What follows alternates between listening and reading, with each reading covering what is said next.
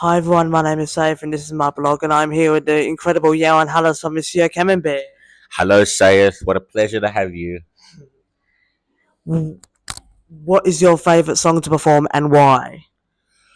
Oh my goodness, that's like picking between my children. Um, I'd say the most. I mean, "Dance Me to the End of Love" has kind of become the most kind of requested song that Monsieur Camembert plays, and we've been playing it now since the late '90s. Um, so in some ways, I'd probably say that one, and I've never, ever to this day, ever got sick of singing it, playing it. Um, But I also love playing my own compositions. That's pretty satisfying. I really enjoy singing Monogamy Charleston, for example. Um, and yeah, there's a certain pride and joy and satisfaction in singing one's own songs. Where do you take inspiration from? I take inspiration, musically speaking, from so many different places. I'm interested in a lot of different styles of music, different eras of music, from the 30s all the way through to probably the 80s.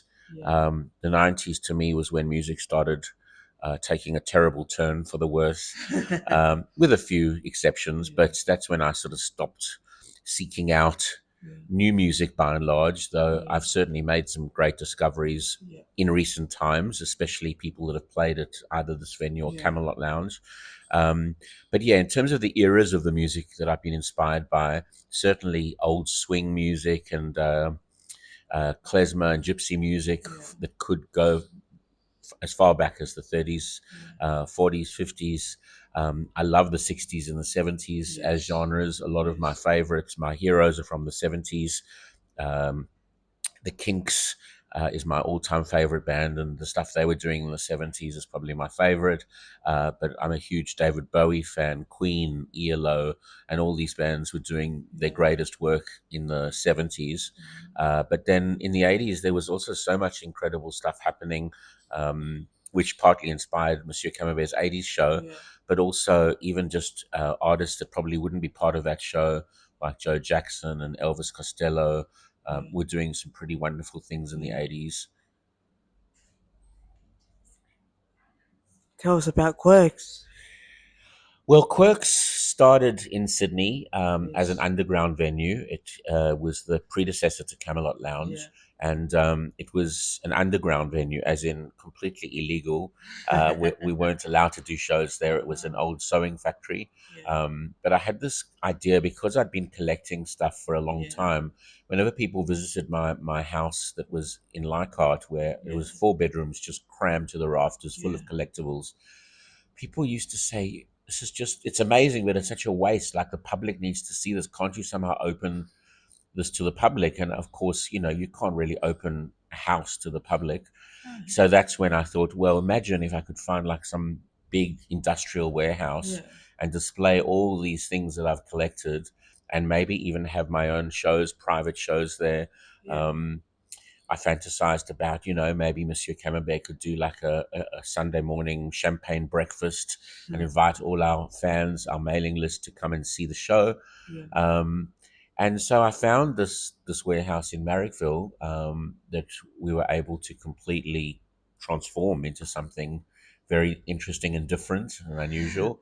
And I invited my friend Nadia. That was our very, very first gig there, to come and play there with her band. And we kept it very secret. No one was allowed to put it on Facebook or anything. No one was allowed to put posters up. It was purely just 100% mailing list only, friends, family, text messages. And it was such an amazing night that I decided that we need to do more shows like this. And that's really how Qirkz came to be.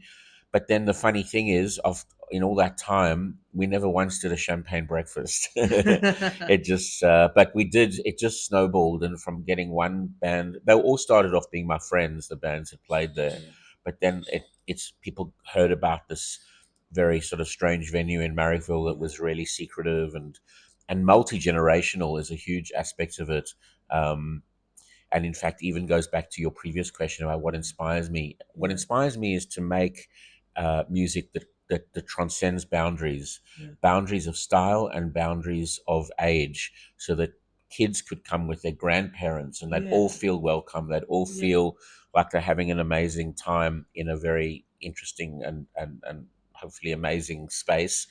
And so that's really what's inspired the music of Monsieur Camembert, and also what inspired Qirkz to create a multi-generational space that was just really entertaining. Before any music was played, from the moment you walked in there, it was felt entertaining and interesting. Um, and then when that was shut down by council, eventually someone dobbed us in, and council had to close us down. We needed to find a new home, and Camelot was a few doors down the road, completely licensed and legal, but empty and very daggy 80s style club with pink carpets and mirrors everywhere. And we transformed that space into what became Camelot Lounge. And but I never gave up on the vision of Qirkz. I always wanted to reopen Qirkz, and I always thought I'd reopen it and legalize it in that original Marrickville premises, but it never, unfortunately, happened. It was always going to be too expensive and too fraught with red tape and jumping through council hoops. And then I just had this unbelievable opportunity to move with my family to the Hunter Valley and buy this 120-year-old pub that we're now sitting in.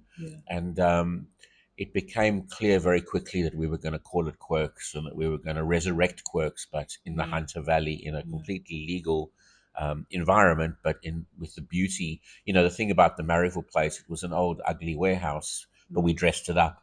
Whereas this was a beautiful old building, so pretty inspiring to be able to dress a beautiful old building up with all my art and collections and things.